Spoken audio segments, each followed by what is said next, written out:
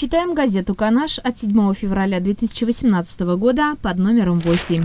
Статья о ежемесячной выплате за второго ребенка. Адресная выплата полагается семьям с небольшим доходом, в которых второй ребенок родится или будет усыновлен после 1 января 2018 года.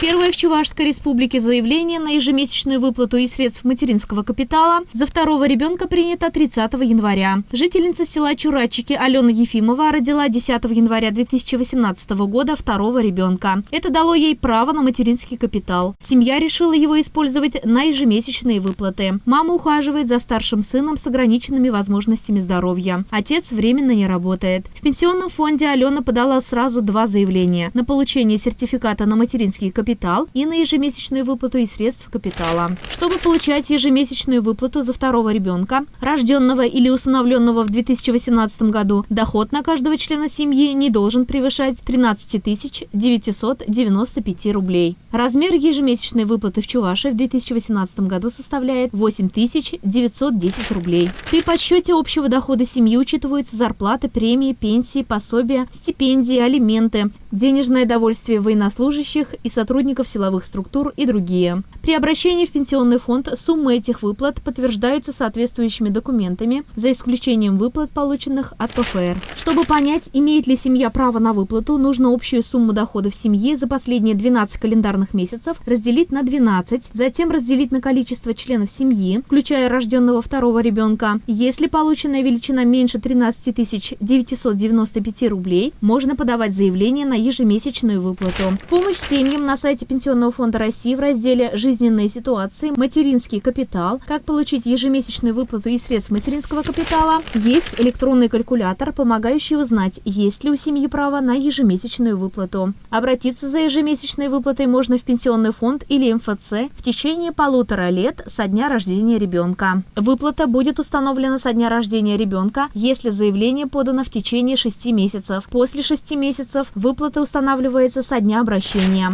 Закон отводит Пенсионному фонду месяц на рассмотрение заявления и выдачу сертификата на материнский семейный капитал и еще 10 рабочих дней на перевод средств. Деньги будут ежемесячно перечисляться на счет гражданина в российском банке. Ежемесячная выплата производится в течение года. Затем мама может по желанию вновь подать заявление на назначение ежемесячной выплаты. При необходимости мама может приостановить получение средств. Выплаты прекращаются, если материнский капитал использован полностью. Ребенку исполнилось 1,5 года или семья меняет место жительства. Ежемесячная выплата не назначается, если мама и второй ребенок не являются гражданами России, либо не проживают на территории России. Дети находятся на полном государственном обеспечении. При лишении родительских прав, при представлении недостоверных сведений о доходах семьи. О новых возможностях для семей с детьми по федеральной программе материнского капитала читайте на сайте отделения Пенсионного фонда Российской Федерации по Чувашской республике в разделе «Информация для жителей региона».